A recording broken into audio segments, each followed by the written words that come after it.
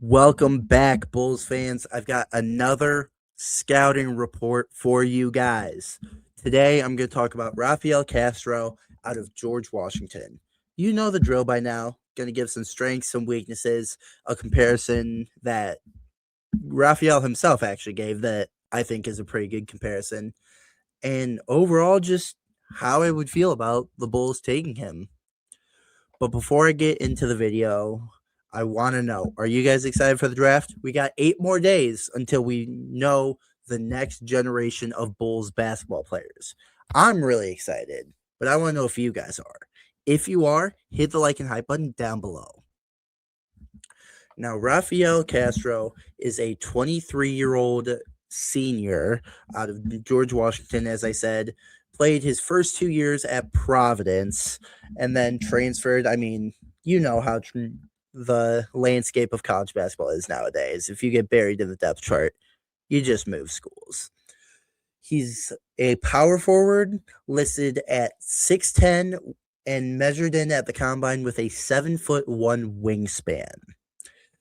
This season, he averaged 27.3 minutes per game, and in those 27 minutes, he averaged 15.3 points on 62.7% shooting, 1.7 assists, 9.1 rebounds, 1.7 blocks, and 1.8 steals per game. I mean, genuinely not much more you can ask for from your starting power forward. That's about as good as it gets when it comes to production. Now, for his strengths, the first one, pretty clearly, and the main reason I wanted to talk about him today, he's a defensive monster. Just getting stocks on stocks on stocks, averaging 3.5 stocks per game. I mean, not much more you can ask for from a player on the defensive end, especially for the fact that he's not fouling either. Like, he's averaging 1.8 blocks, 1.7 steals, 3.5 stocks per game, but only averaging 1.8 fouls per game. So he's getting these really, really great defensive numbers, getting these really high stocks numbers, but he's not risking fouling out in the process. He's getting it while being very disciplined about it, which, again, genuinely not much more you can ask for from a player than filling the stat sheet on defense without fouling. Another one that really stuck out to me was his rebounding. 9.2 rebounds per game. I mean, what more can you ask for? Like, nothing better than a big man that knows how to eat the glass. I mean, definitely something that we're going to need, given the fact that our main rebounder in Vucevic is thankfully gone. But, I mean, he averaged 11 to 12 boards his entire time in Chicago. So we're going to need to get some rebounders to fill that gap.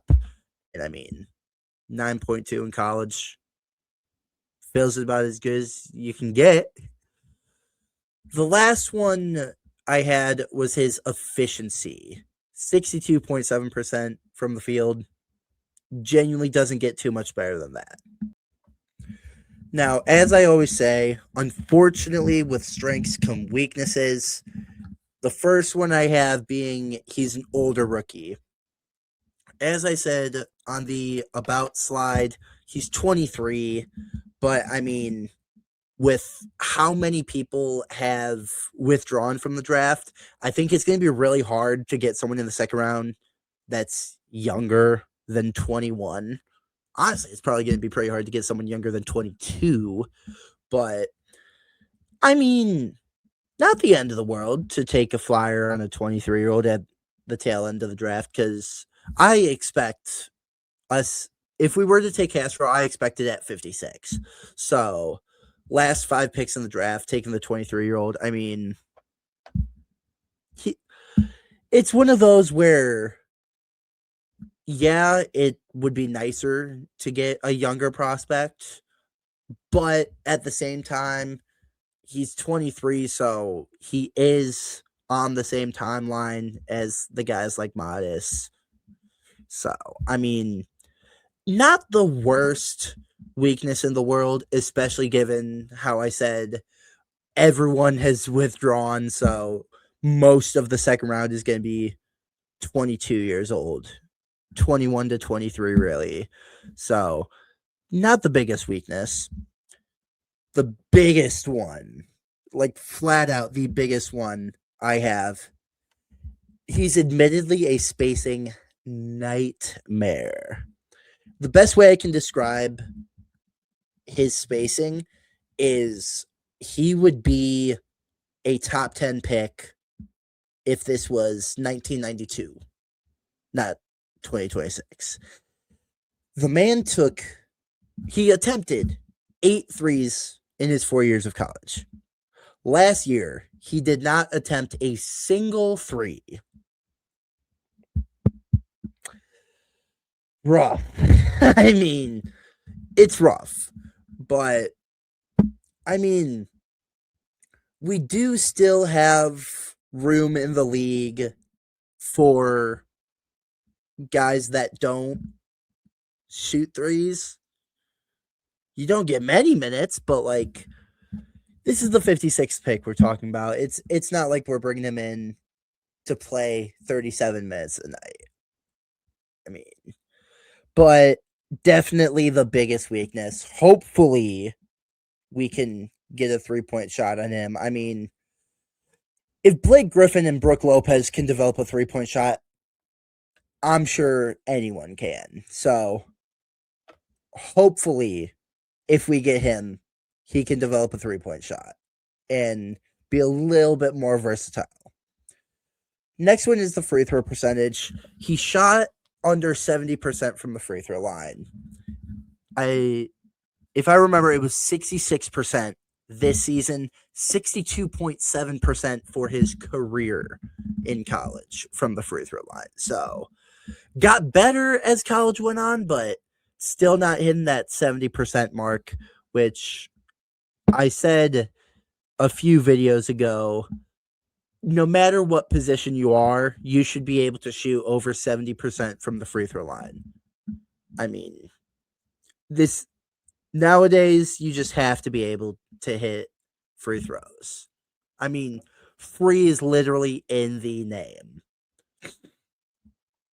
Next is one that I hate using because I firmly believe that it doesn't matter who you're up against, talent will show, but I know a lot of people knock for this, and that's college competition. Now, I'm not going to sit here and say that the A10 is a bad college conference by any means. I'm not going to sit here and say it's an incredible conference by any means.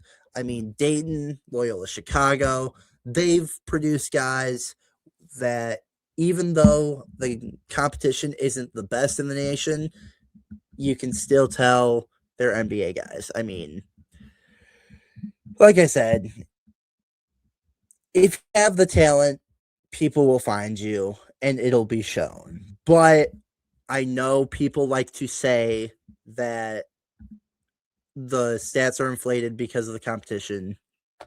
If that's what you want to say, I get it. I'm not one to play the small school bias card, especially with a school like George Washington and the A10, but he is a mid-major player, so people will say it's a weakness. The last one I have is his assist to turnover ratio. Now, I know that's kind of a crazy thing to say about a power forward, but either way, averaging more turnovers than assists, it's only by 0.1, so not even remotely bad, but I mean, I'd rather you average more assists than turnovers, just flat out. Like, especially if you're the guy that the offense is running through the way he was the main guy in the offense at George Washington.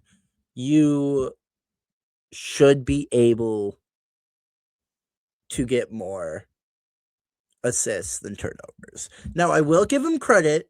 He only averaged 1.8 turnovers, which is pretty good. But again, I'll be honest, I'm being nitpicky here, but just more assists than turnovers, please. Now, the comparison that I saw online that I thought was the best was actually the one that he gave in his press interview at the combine. He said that nowadays he plays a lot like Nick Claxton. And honestly, I see it. Nick Claxton is a very efficient center that just rakes in high stocks numbers and high rebounding numbers. I mean, and he doesn't shoot threes. So, I mean, about as good of a comparison as you're going to get. Now, when it comes to drafting him, I think he could be an absolute steal at 56. The only thing that is genuinely working against him is he doesn't shoot threes. And I don't know if that's he doesn't like shooting threes. He didn't need to shoot threes in their offense, or that he just flat out can't shoot threes. So, I mean, we've seen it before. Like I said, Brooke Lopez developed a 3-point shot after being back to the basket center his whole life. Blake Griffin developed a 3-point shot after being a cutter and back to the basket power forward his whole life. Granted, it was later in their career, so hopefully Castro can find it early in his career. But moral of the story, 3-point shots can be developed and can be found. But either way, given what he did at George Washington and given his statistical output, his play style, I think he could be an absolute steal at 56. I do think there are other players that could be taken at 56, but if we take him at 56, I'm going to be a very happy man. Now, I want to know, given everything that I've laid out today, would you guys want to take Castro if he's still there at 56? Comment definitely or nope down below. Now, please make sure to share and subscribe. We're trying to reach 1,900 subscribers. We're roughly 60 away. Every subscriber matters. We love having you guys here. We love the community we've built and are continuing to expand. I always talk to Jordan about how much I love having you guys here, the comments that you guys leave, the discussions we have, and he feels the exact same way. He loves the discussions, and we just love how engaging you guys are and that you guys are so willing to voice your opinions and have discussions about it. Because Jordan and I'll admit it, we're nerds about basketball, and we love that you guys nerd out with us. But that being said, thank you for joining me today. Again, make sure to like, share, subscribe, turn on notifications, follow us on Twitter, Instagram, and TikTok. We post there every day as well as here. I hope you guys all have an amazing day. As always, see Red Bulls Nation.